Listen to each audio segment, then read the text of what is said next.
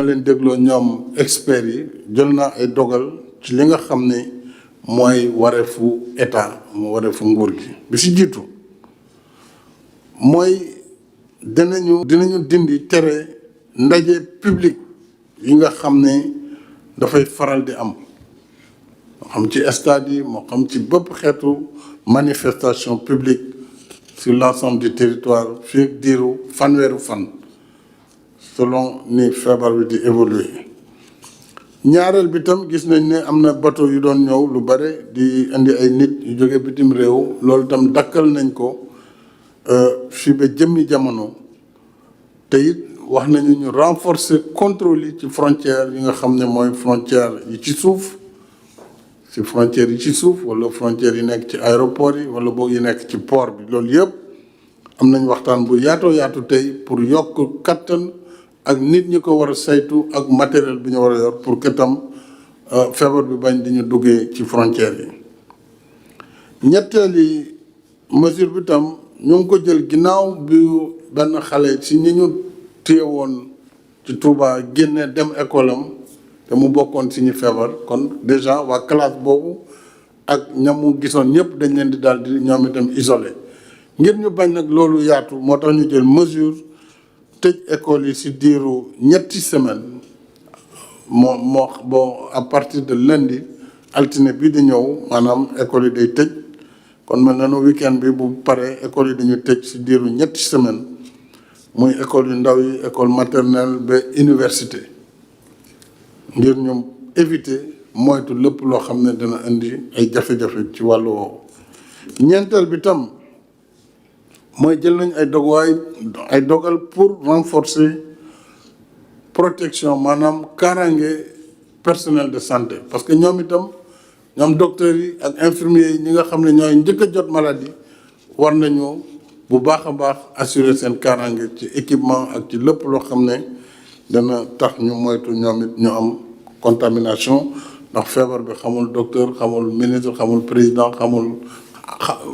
maanaam kenn jomb ko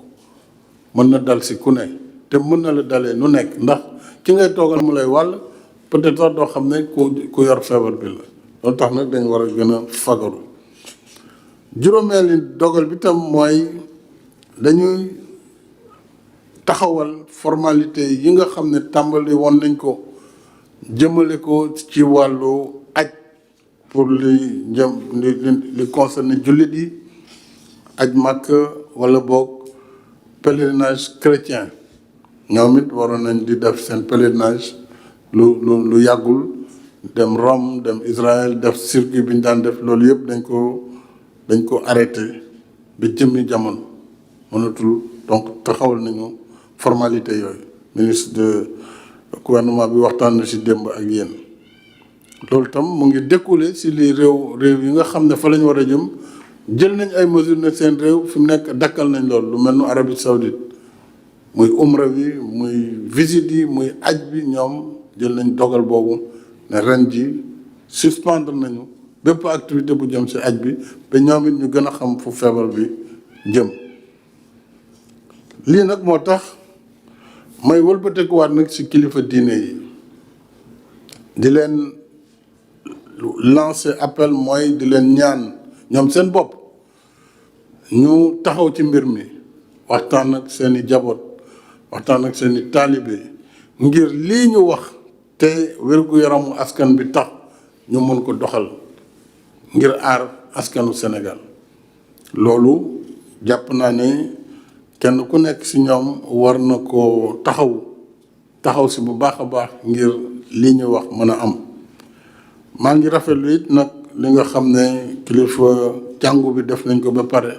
parce que ñoom déjà def nañ appel bi jël nañ décision pour aj li nga xam ne moo aju ci seeni manifestation religieuse li jëm nag ci nguur gi ba tey ñu ngi dëgmal suñu 60e anniversaire muy 4 avril 2020 nga xam ne dañu pare woon défilé bu mag a mag ndax ren la réew mi di am juróom-benn fukki at waaye préparatif yooyu yëpp nag mujj nañ ko teg ci suuf ndax bu réew bu ci feebar nekkee surtout feebar bu mel ni bii di Covid 19 nekk feebar bu mën a wàlle lool mën a yàq lu bare mënatuñu nekk di def ay fête moo tax fête 4 avril bi dañ ko arrêté moom it dakkal ko ba nga xam ne benn manifestation mooy am ci palais bi lay nekk le 4 avril ak ñi nga xam ne ñoo ko seq ak njiitu réew mi ñu def ko nag ci turu Sénégal yëpp ba tax na même région yi su boobaa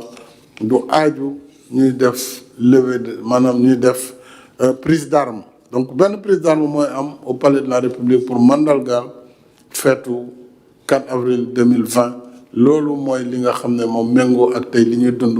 fii ci Sénégal kon maa ngi woo population bi yëpp góor ak jigéen mag ak ndaw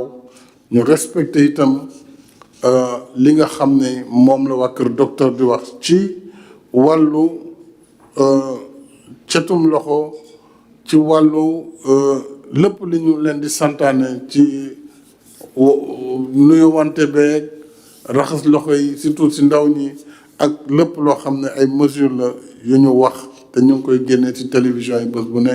di ko wax ci rajo yi loolu buñ ko defee am nañu yaakaar ne suñu borom mën nañu jàppale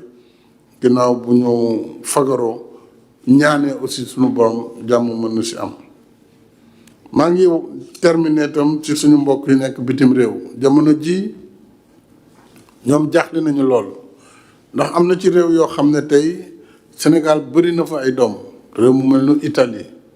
réew mu mel nu France réew mu mel nu Espagne bëri nañu fa te nit ñi jaaxle nañu waaye li ñu leen di wax rek mooy fii ñu toll nañu ku ne fa nga ne na nga respecté tam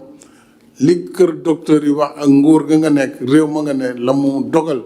buñ ne bu kenn génn bu ñu ne nañu respecté ay recommandation nañu ko def nañ leen ko digalee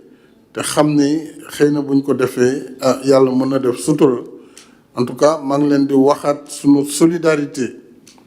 maa ngi ñaan aussi ñi nga xam ne bàyyi nañ avion yi di jël yoonu suuf loolu moo gën a garaaw parce que dugg boo xam ne kenn du la contrôler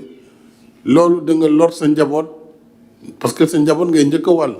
balaa ngay wàll société bi donc loolu aussi ñu bàyyi ci xel moo tax faaw ñu renforcer contrôle sanitaire ci frontière terrestre maanaam muy frontière yëpp yu nekk ci buntu Sénégal mais aussi ñu wax leen rek suñu solidarité et dinañ nekk en contact ak ñoom via suñu ambassades yi ak consulat yi ba nga xam ne bu ay situation amee ñu mën leen taxawu ñoom it ak fu ñu mënti dëkk.